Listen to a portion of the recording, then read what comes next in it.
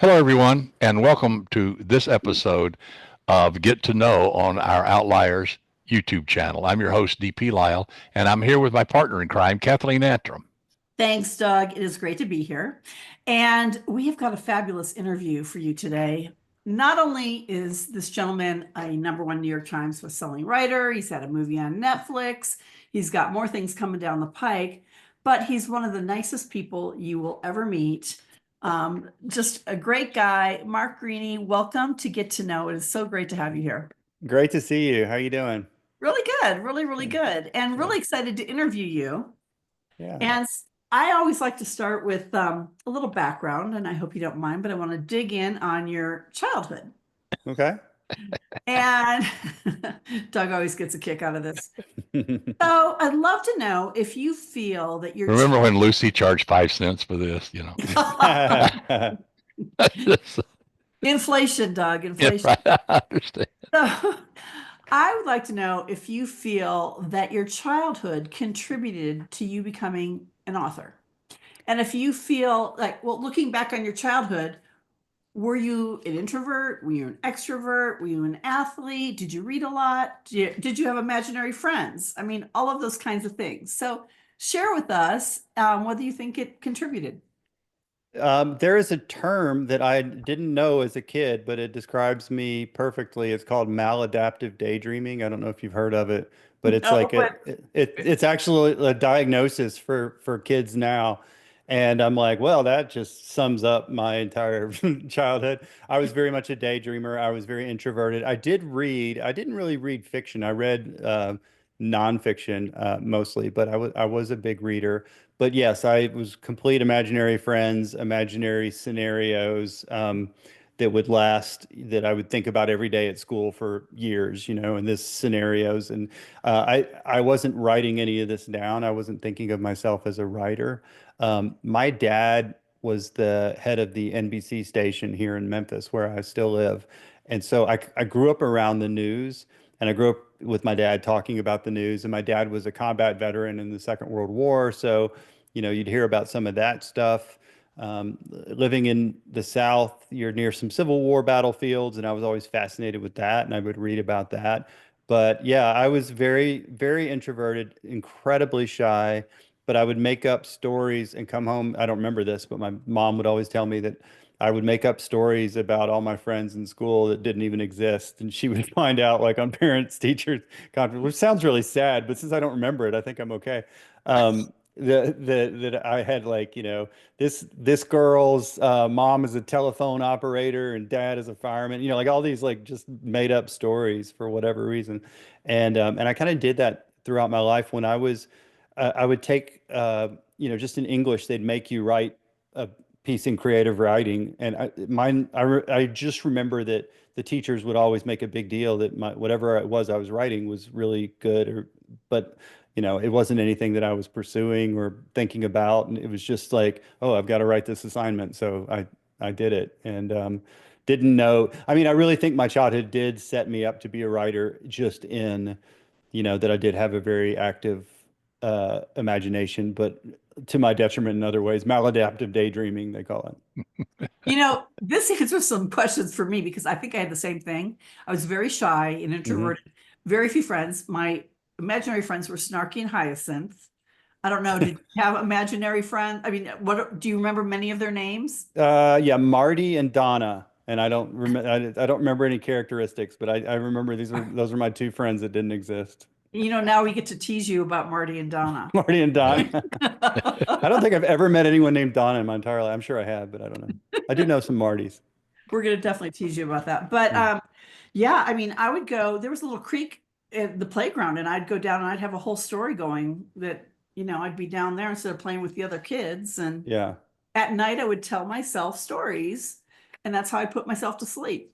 Oh yeah. I'd Yeah. make up a whole, the bed was usually a giant boat, but anyway, Yeah. there's pirates Yeah, usually. so it's maladaptive if it, like, they're like, if it negatively affects your, the life around you, your daydreaming or your thought processes. I'm like, yeah, I didn't study, I didn't take books home. I was procrastinator work wise. I'd rather just sit there and just think, about silly things. So but yeah, that's very similar to me.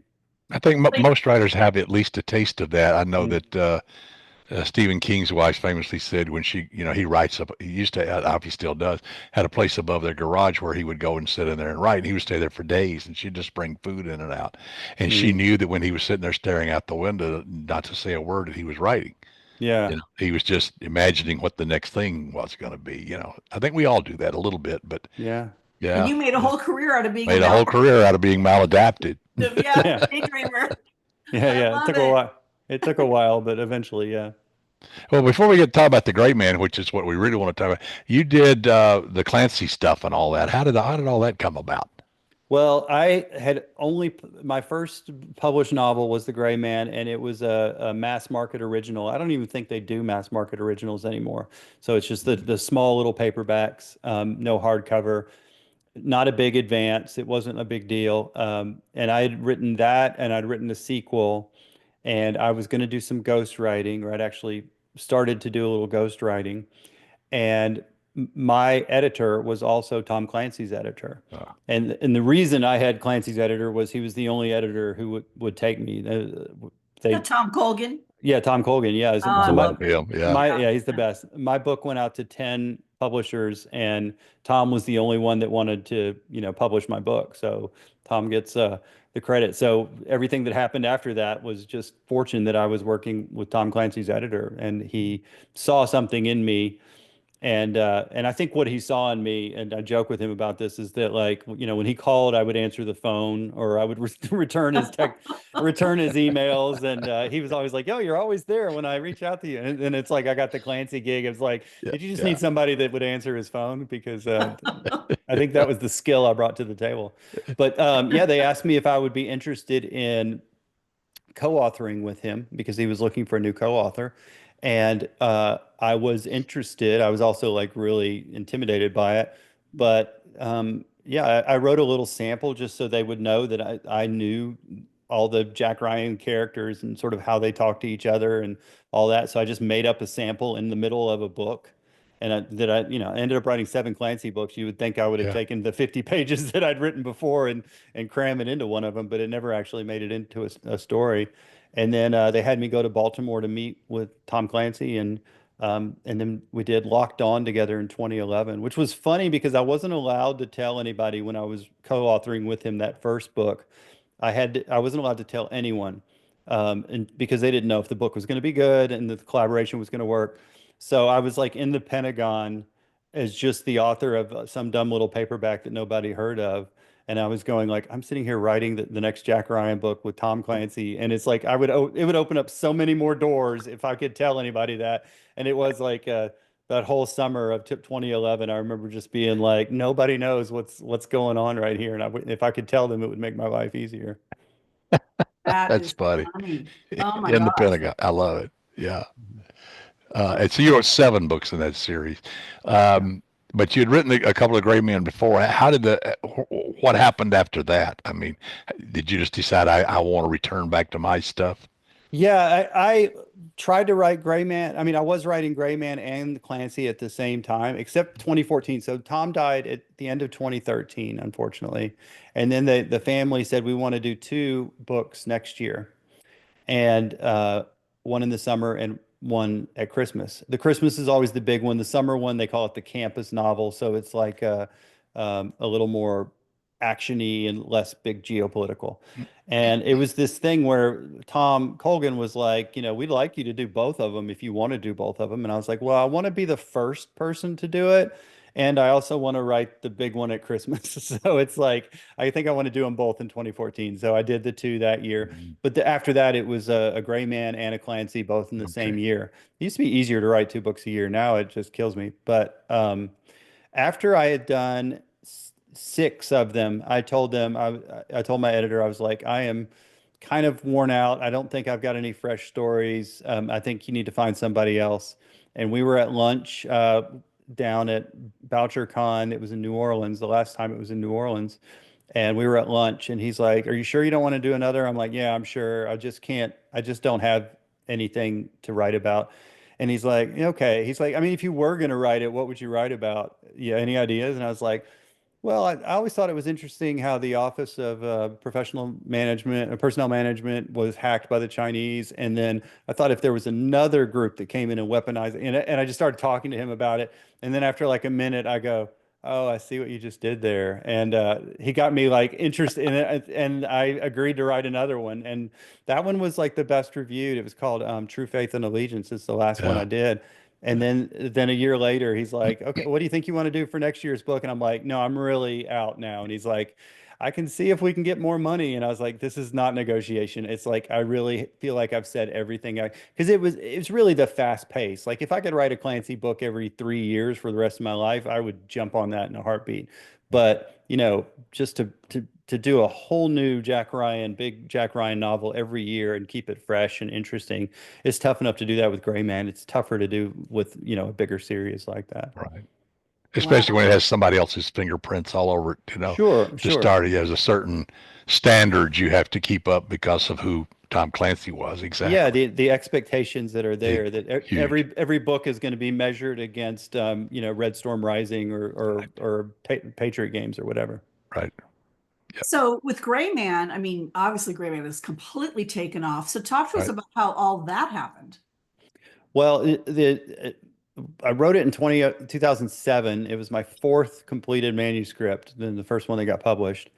It came out in 2009, and really, Tom Colgan is amazing for a lot of reasons. And one of the reasons is he never let me know that the Gray Man was kind of going down the tubes before I did Clancy. I didn't know, but he'll tell me that now. The first book did pretty well, the second book did less well, and it was looking like it was going to be three books, kind of a three and out thing.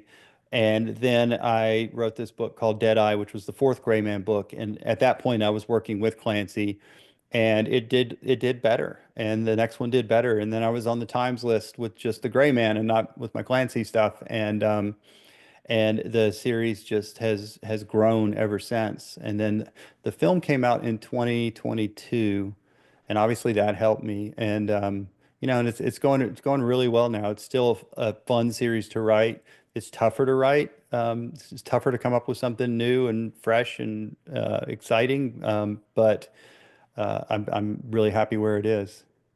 So what's your process? Are you a pantser or do you outline? Talk to us about how you do that. Doug and I are on opposite ends of the spectrum with that. Well, I always answer that question that I'm a combination of the two, but I think at some point I just need to sort of admit that almost fully a pantser at this point. I try to outline.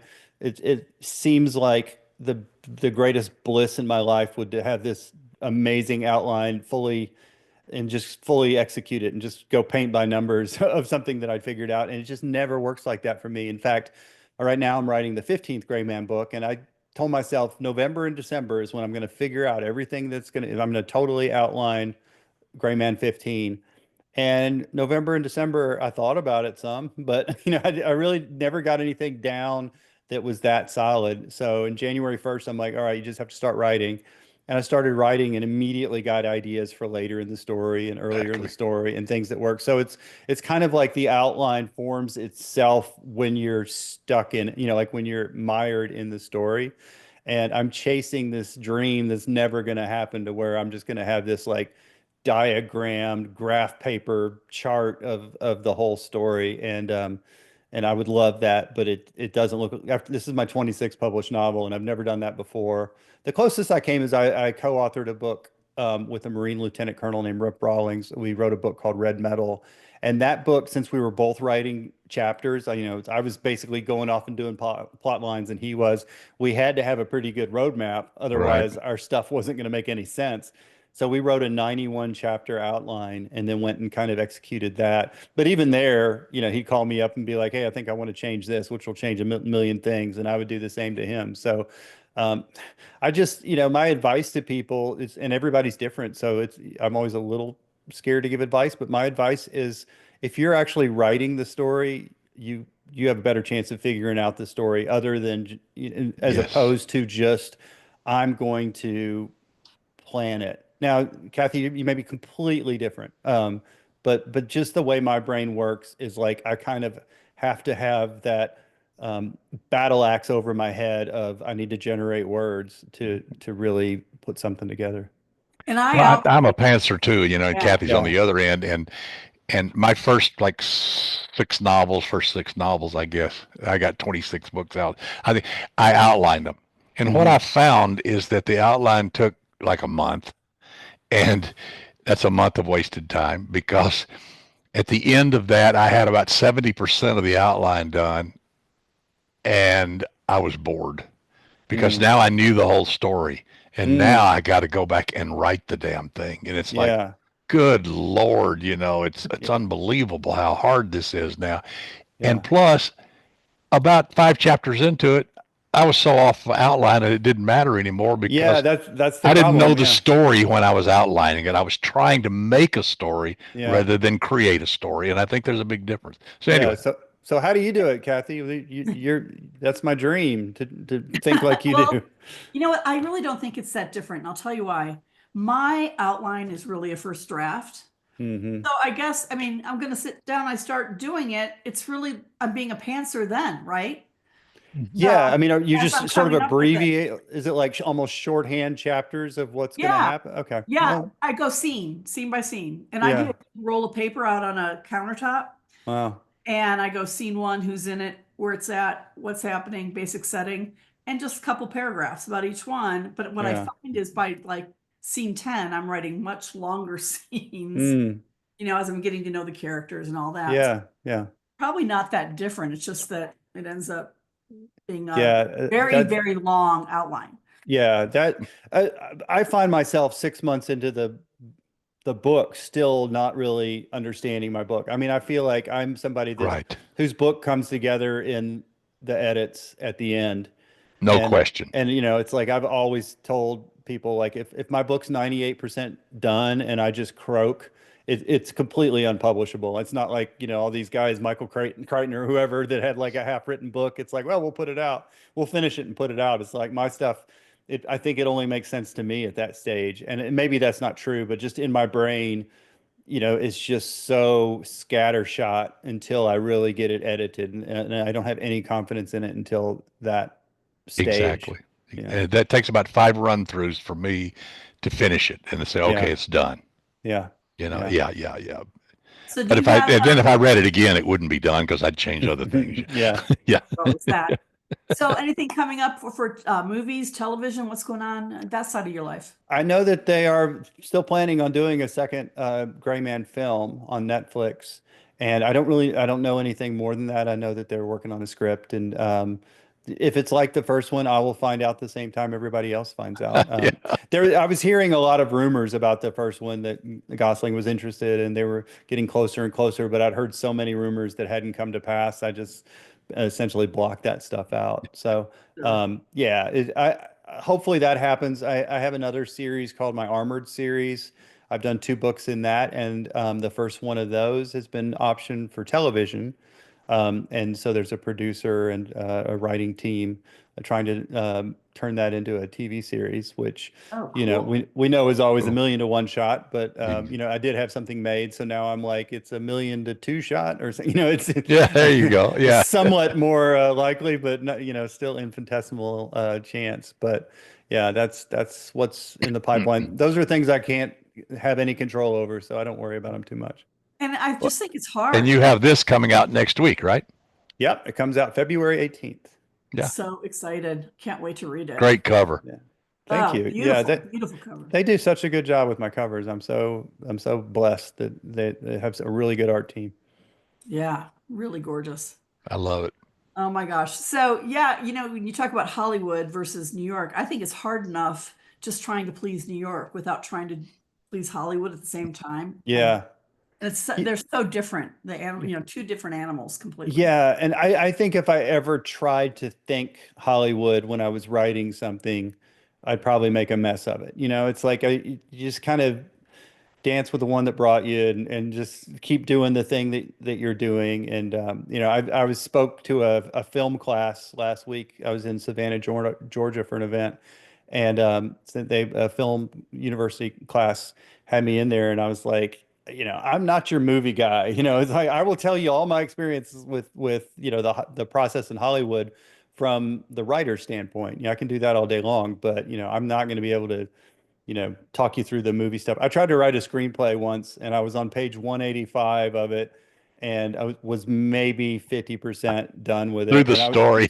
Yeah, and I was like, okay, this is not a screenplay. I'm going to turn this into a novel, and which I did. And yeah, and if anybody who's watching doesn't know, a screenplay should be 100 pages or 120 pages. And Yeah. Exactly. It's the like one guy, page per minute of film A time, and minute, it's yeah. that's everything. what they Yeah. say. And the guy that writes 217,000 word books is probably not going to make the best screenwriter, and that's Right. important. Exactly. Yeah.